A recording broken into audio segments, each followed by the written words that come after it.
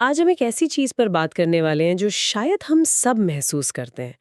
एक तरफ हमें पता है कि सबसे अच्छा काम तब होता है जब हम पूरी तरह फोकस करते हैं, है ना? हाँ। और दूसरी तरफ हमारी दुनिया ध्यान भटकाने वाली चीजों से मतलब भरी पड़ी है। तो सवाल ये है कि इस भटकाव के दौर में असाधारण काम कैसे करें। हाँ, ये दुविधा तो है। इसी पहेली को सुलझाने के लिए आज हम कैल न्यूपोर्ट की किताब deep work rules for focus success in a distracted world के कुछ अहम हिस्सों की गहराई में उतरेंगे। हमारा मकसद है न्यूपोर्ट के नुस्खों को समझना और देखना कि क्या ये वाकई हमारी जिंदगी में काम आ सकते हैं। बिल्कुल। और ये सिर्फ अच्छा महसूस करने की बात नहीं असल में। न्यूपोर्ट का तर्क है कि आज की अर्थव्यवस्था में कामयाब होने के लिए दो क्षमताएं सबसे जरूरी हैं। पहला, मुश्किल चीजों को तेजी से सीखने की क्षमता, और दूसरा, बेहतरीन गुणवत्ता वाला काम, वो भी तेजी से करने की क्षमता। और वे कहते हैं कि इन दोनों के मूल में है गहन कार्य, यानी डीप वर्क। चलिए, तो फिर इसी गहन कार्यों से शुरू करते हैं। आखिर ये इतना मूल्यवान क्यों है? ऐसा क्या खास है इसमें?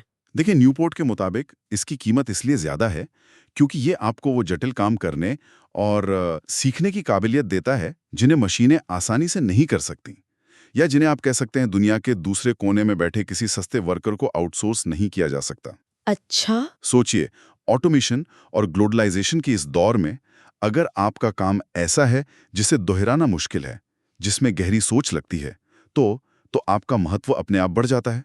ये आपको भीड़ से अलग करता है। सही। हाँ हाँ, ये बात तो समझ आ रही है। लेकिन फिर ये सवाल उठता है कि अगर ये इतना फायदेमंद है तो आजकल ये इतना कम देखने को क्यों मिलता है? लोग इसे कर क्यों नहीं पा रहे? यहीं पर एक दिलचस्प विरोधाभास सामने आता है। न्यूपोर्ट इशारा करते हैं कि आज के ज्यादातर दफ्तरों का माहौल, या कहें कि हमारी वर्क कल्चर, असल में गहन कार्य के खिलाफ काम करती है। खिलाफ काम करती है? कैसे? इनाम किसे मिलता है, सोचिए। उसे जो हमेशा व्यस्त दिखे, है ना, जिसका इनबॉक्स हमेशा जीरो हो, जो हर मीटिंग में मौजूद हो, जो स्लैक या टीम्स पर तुरंत जवाब दें, मतलब कनेक्टिविटी। और वो जो दिखने वाली एक्टिविटी है, उसी को प्रोडक्टिविटी मान लिया गया है। तो आप कह रहे हैं कि ये जो हमेशा ऑनलाइन और उपलब्ध रहने का दबाव है, ये असल में गहराई से सोचने की हमारी क्षमता को खत्म कर रहा है। हम व्यस्त दिखते हैं, पर शायद वो काम नहीं कर रहे जो सबसे ज्यादा मायने रखता है। बिल्कुल। नतीजा ये होता है कि ज्यादातर लोग, जिन्हें हम नॉलेज वर्कर्स कहते हैं, अपना ज्यादातर समय उथले कामों यानी शैलो वर्क में बिताते हैं। ये वो काम है जो दिमागी तौर पर ज्यादा चुनौतीपूर्ण नहीं होते, जिन्हें अक्सर ध्यान भटकाव के बीच भी किया जा सकता है, और जिनका मूल्य लंबे समय में कम होता है। जैसे? क्या उदाहरण होंगे इसके? जैसे बार बार ईमेल चेक करना, routine meetings, social media scrolling, इस तरह की चीजें। हम गतिविधि को ही उपलब्धि समझने की भूल कर बैठते हैं। और न्यूपोर्ट एक और दिलचस्प बात कहते हैं कि ये गहन कार्य सिर्फ हमारे करियर के लिए ही अच्छा नहीं है, बल्कि ये हमें व्यक्तिगत तौर पर भी ज्यादा संतुष्टि देता है। इसका क्या मतलब हुआ? हाँ, ये बहुत अहम नुक्ता है असल में। जब कोई इंसान पूरी एकाग्रता के साथ किसी चुनौतीपूर्ण काम में डूब जाता है, तो वो अक्सर फ्लो फ्लो स्थिति में पहुंच जाता है। ये वो जादुई सी मानसिक अवस्था है जहां समय का पता नहीं चलता, ध्यान पूरी तरह काम पर होता है। ऐसा लगता है जैसे आसपास की दुनिया गायब हो गई हो, अच्छा। और आप अपनी क्षमताओं का बेहतरीन इस्तेमाल कर रहे होते हैं। अच्छा, तो ये सिर्फ काम निपटाना नहीं, बल्कि उस काम में पूरी तरह खो जाने का, अपनी स्किल को महसूस करने का एहसास है। एकदम सही कहा आपने। इससे ना सिर्फ काम की गुणवत्ता बढ़ती है, बल्कि करने वाले को एक गहरी संतुष्टि मिलती है। अपने हुनर पर गर्व और जीवन में एक उद्देश्य का एहसास होता है। ये सिर्फ आउटपुट के बारे में नहीं, बल्कि अनुभव की समृद्धि के बारे में भी है। न्यूपोर्ट इसे सिर्फ प्रोडक्टिविटी हैक नहीं मानते, बल्कि एक बेहतर जीवन जीने का तरीका मानते हैं। ठीक है, तो हमने समझ लिया कि गहन कार्य क्यों जरूरी है और क्यों दुर्लभ होता जा रहा है। अब आते हैं असली सवाल पर, इसे किया कैसे जाए। न्यूपोर्ट इसके लिए 4 नियम बताते हैं। पहला नियम है गहनता से काम करें। सुनने में सीधा लगता है, पर इसका असल मतलब क्या है? इसका मूल विचार ये है कि गहन कार्य सिर्फ सोच लेने या मतलब इच्छा शक्ति से नहीं होता। इसके लिए बाकायदा एक सिस्टम, एक ढांचा बनाने की जरूरत होती है। सिस्टम। हाँ, ये कोई मूड नहीं है कि जब मन किया तो कर लिया। ये एक अनुशासन है। न्यूपोर्ट इसके लिए कुछ ठोस तरीके सुझाते हैं। पहला है रिचुअल्स और रूटीन बनाना। मतलब अपने गहन काम के लिए एक तय समय, तय जगह और तय माहौल बनाना। जैसे? जैसे हर सुबह 9 से 11 एक शांत कोने में, फोन साइलेंट पर, सिर्फ उस एक प्रोजेक्ट पर काम। ये रिचुअल या आदत आपके दिमाग को सिग्नल देती है कि अब फोकस का समय है, और काम शुरू करने में जो दिमागी रुकावट होती है ना, वो कम हो जाती है। मतलब दिमाग को पहले से तैयार करना ताकि वो आसानी से गहरे काम में उतर सके। बिल्कुल। दूसरा तरीका थोड़ा नाटकीय लग सकता है, बड़े कदम उठाना, ग्रैंड जेस्चर्स। कभी कभी किसी बेहद जरूरी प्रोजेक्ट के लिए आपको कुछ बड़ा या अलग करना पड़ता है, ये दिखाने के लिए कि आप कितने गंभीर हैं, और भटकाव को दूर रखने के लिए आप किसी भी हद तक जा सकते हैं। जैसे वो जेके राउलिंग वाला किस्सा। हाँ, क्लासिक उदाहरण वही है। जेके राउलिंग ने हैरी पॉटर की आखिरी किताब खत्म करने के लिए एक महंगा होटल रूम बुक किया था, सिर्फ इसलिए ताकि घर के रोजमर्रा के भटकाव से दूर एकांत में काम कर सकें। और शायद सबसे व्यवहारिक तरीका है इसे आदत बनाना।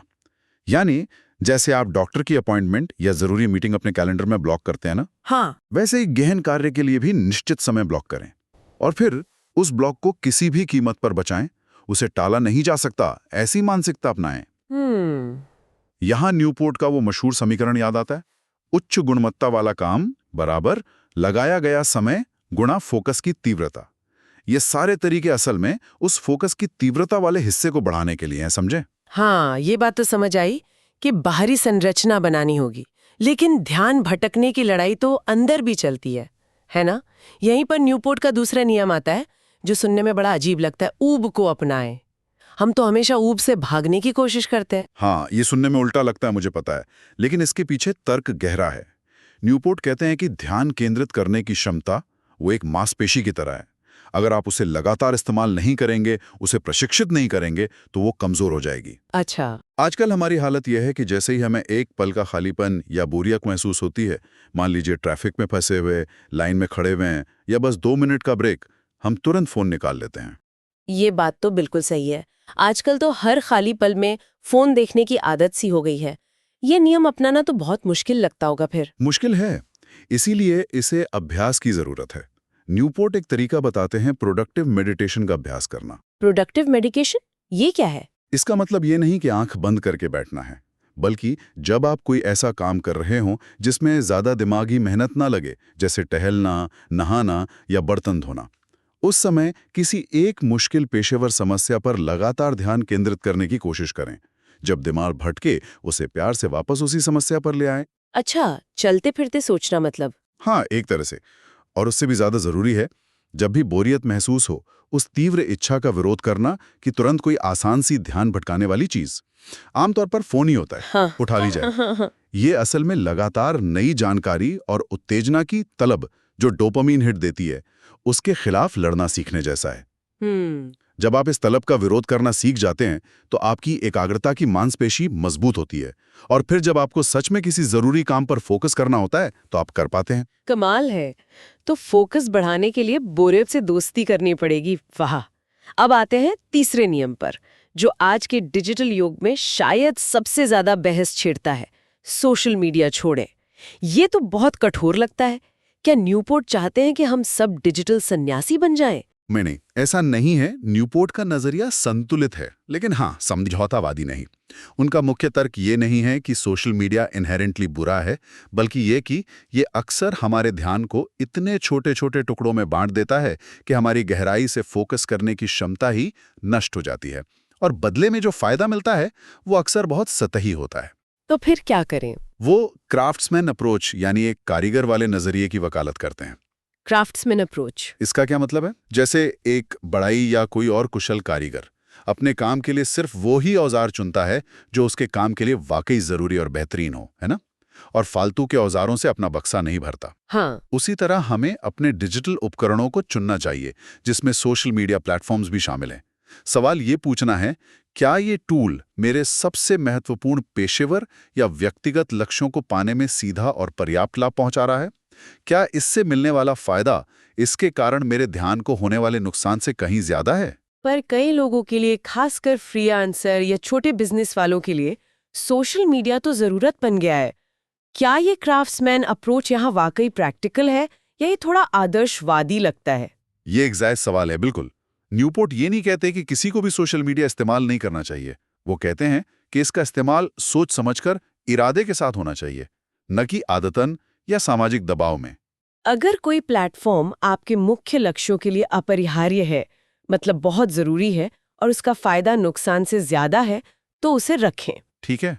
लेकिन अगर कोई प्लेटफॉर्म सिर्फ टाइम पास है या आपको लगातार भटका रहा है या उसके बिना भी आपके लक्ष्य पूरे हो सकते हैं, तो उसे हटाने में हिचकिचाएं नहीं। मूल बात है, चयनात्मक बने और अपने ध्यान की कीमत समझें। ठीक है, तो सोच समझकर चुनना है, आंख बंद करके नहीं। और आखिरी चौथा नियम है, उथले कामों को कम करें। उथले काम यानी शैलो वर्क। इसका क्या मतलब है? क्या हमें ईमेल का जवाब देना या मीटिंग में जाना बंद कर देना चाहिए? वो भी तो जरूरी होते हैं। बिल्कुल, उथले काम अक्सर जरूरी होते हैं। समस्या वो नहीं है।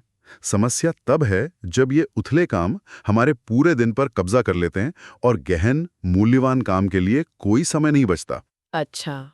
उथले काम वो हैं जो दिमागी रूप से ज्यादा चुनौतीपूर्ण नहीं होते, जिन्हें अक्सर भटकाओं के बीच भी निपटाया जा सकता है, और जो लंबे समय तक टिकने वाला कोई बड़ा मूल्य नहीं बनाते।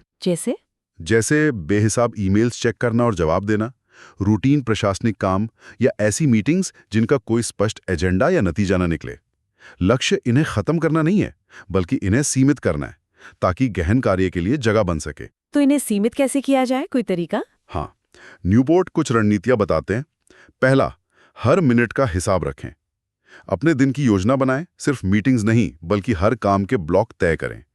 गहन कार्य के लिए, उथले काम के लिए, यहां तक कि ब्रेक के लिए भी। पूरे दिन का टाइम टेबल? हाँ, एक तरह से।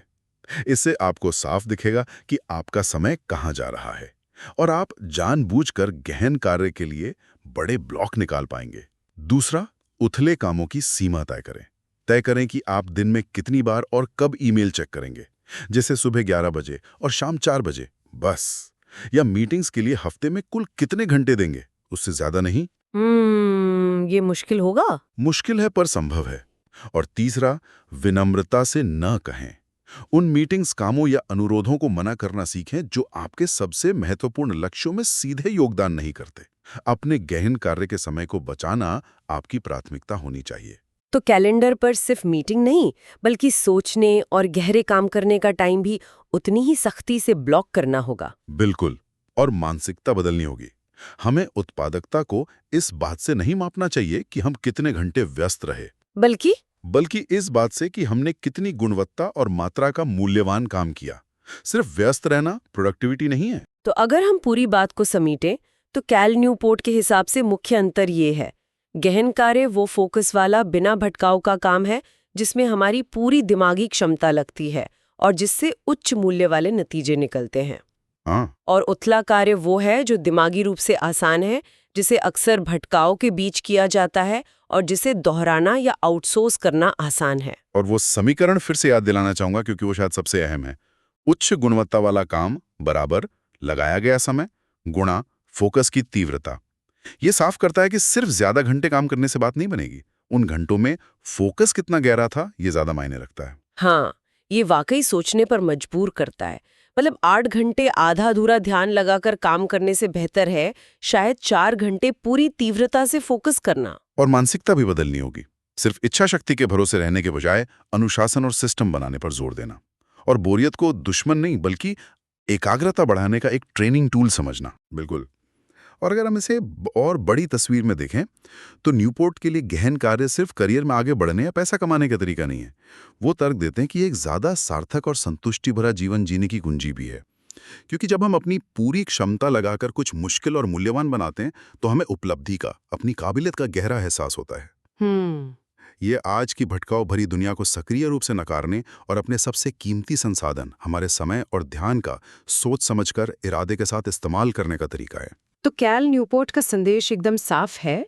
आज की इस अर्थव्यवस्था में जहां सबका ध्यान बटा हुआ है, गहराई से काम करने की क्षमता विकसित करना एक तरह की, कह सकते हैं, सुपर पावर है। जो लोग इस हुनर को साध लेंगे, वो न सिर्फ पेशेवर तौर पर आगे बढ़ेंगे और मूल्यवान बनेंगे, बल्कि शायद ज्यादा संतुष्ट जीवन भी जी पाएंगे। और इसके उलट जो लोग लगातार उथले कामों और डिजिटल भटकाओं के जाल में फंसे रहेंगे, उनके अप्रासंगिक होने या पीछे छूट जाने का खतरा बढ़ता जाएगा। लेकिन अच्छी खबर यह है कि न्यूपोर्ट मानते हैं कि ये कोई जन्मजात प्रतिभा नहीं है, बल्कि एक सीखा जा सकने वाला हुनर है। अच्छा, सीखा जा सकता है। हाँ, सही आदतें बनाकर, भटकाओं को सीमित करके और फोकस करने के अभ्यास को गले लगाकर कोई भी अपने ध्यान पर दोबारा नियंत्रण पा सकता है और असाधारण नतीजे हासिल कर सकता है। और ये हमें एक आखिरी सोचने लायक सवाल पर छोड़ जाता है। इन सब बातों को जानने के बाद वो एक सबसे छोटा, सबसे ठोस कदम क्या हो सकता है जिसे कोई भी अपनी गहन कार्य क्षमता को मजबूत करना शुरू करने के लिए कल से ही उठा सकता है? क्या हो सकता है वो? शायद अपने कैलेंडर में सिर्फ 30 मिनट का, बस 30 मिनट का एक ऐसा ब्लॉक शेड्यूल करना जिसमें फोन बंद हो, ईमेल बंद हो और सिर्फ एक काम पर फोकस हो। सिर्फ 30 मिनट से शुरुआत। हाँ, बस 30 मिनट। ये सोचने वाली बात है।